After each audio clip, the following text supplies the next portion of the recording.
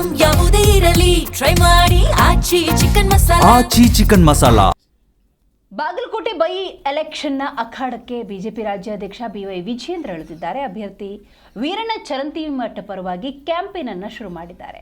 ಎರಡೂ ಕ್ಷೇತ್ರಗಳಲ್ಲಿ ನಮ್ಮ ಗೆಲುವು ನಿಶ್ಚಿತ ಅನ್ನುವಂಥ ವಿಶ್ವಾಸವನ್ನು ವ್ಯಕ್ತಪಡಿಸಿದ್ದಾರೆ. ಹೌದು, ಚುನಾವಣಾ ಪ್ರಚಾರದಲ್ಲಿ ಭಾಗಿಯಾಗಿರುವಂತಹ ಬಿವೈ ವಿಜಯೇಂದ್ರ ಬಿಜೆಪಿ ರಾಜ್ಯಾಧ್ಯಕ್ಷರು ತಮ್ಮ ಅಭ್ಯರ್ಥಿ ಗೆದ್ದೇ ಗೆಲ್ತಾರೆ ಎನ್ನುವಂಥ ವಿಶ್ವಾಸವನ್ನು ವ್ಯಕ್ತಪಡಿಸಿದ್ದಾರೆ. ಎರಡೂ ಕ್ಷೇತ್ರಗಳಲ್ಲಿ ಗೆಲುವು ನಮ್ಮದೇ ಅನ್ನುವಂಥ ವಿಶ್ವಾಸದಲ್ಲಿದ್ದಾರೆ ಬಿಜೆಪಿ ರಾಜ್ಯಾಧ್ಯಕ್ಷರು. ಇನ್ನು ಮುಖ್ಯಮಂತ್ರಿ ಸಿದ್ದರಾಮಯ್ಯನವರ ಕುರಿತಂತೆ ಕೂಡ ಬಿಜೆಪಿ ರಾಜ್ಯಾಧ್ಯಕ್ಷ ಬಿವೈ ವಿಜಯೇಂದ್ರ ಮಾತಾಡಿದ್ದಾರೆ.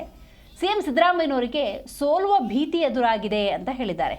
ಹಾಗಾಗಿ ಇಲ್ಲಿ ಬೀಡು ಬಿಟ್ಟು ನಿರಂತರವಾಗಿ ಚುನಾವಣಾ ಪ್ರಚಾರದಲ್ಲಿ ಭಾಗಿಯಾಗಿದ್ದಾರೆ ಅನ್ನೋದನ್ನು ಉಲ್ಲೇಖ ಮಾಡಿದ್ದಾರೆ.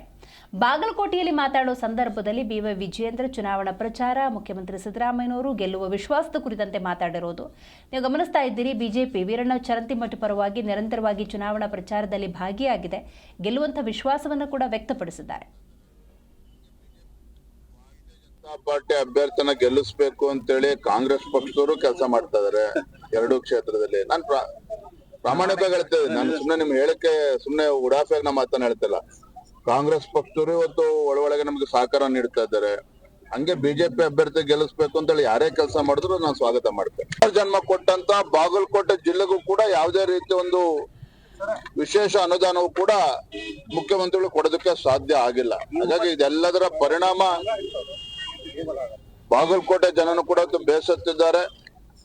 ದಾವಣಗೆರೆ ದಕ್ಷಿಣ ವಿಧಾನಸಭಾ ಕ್ಷೇತ್ರದಲ್ಲೂ ಕೂಡ ಅದೇ ಪರಿಸ್ಥಿತಿ ಇದೆ. ನನಗೆ ಸಂಪೂರ್ಣ ವಿಶ್ವಾಸ ಇದೆ, ಮತದಾರರು ಎರಡೂ ಕ್ಷೇತ್ರಗಳಲ್ಲಿ ಬದಲಾವಣೆಯನ್ನು ಬಯಸ್ತಾ ಇದ್ದಾರೆ. ಇಲ್ಲೂ ಕೂಡ ನಮ್ಮ ಅಭ್ಯರ್ಥಿಗಳಾಗಿರುವಂತಹ ಹಿರಿಯರಾಗಿರ್ತಕ್ಕಂಥ ವೀರಣ್ಣ ಚರಂತಿಮಠರವರು ದೊಡ್ಡ ಅಂತರದಲ್ಲಿ ಗೆಲ್ತಾರೆ. ಮುಖ್ಯಮಂತ್ರಿಗಳು 5 ದಿನ ಬಂದು ಇಲ್ಲೇ ಬಾಗಲಕೋಟೆನಲ್ಲಿ ವಾಸ್ತವ್ಯ ಹೂಡ್ತಾರೆ ಅಂತ ಹೇಳಿದ್ರೆ ಅವ್ರಿಗೆ ಎಲ್ಲೋ ಒಂದ್ ಕಡೆ ಮುನ್ಸೂಚನೆ ಈಗಾಗಲೇ ಇಂಟೆಲಿಜೆನ್ಸ್ ರಿಪೋರ್ಟ್ ಕೂಡ ಸಿಕ್ಕಿದೆ.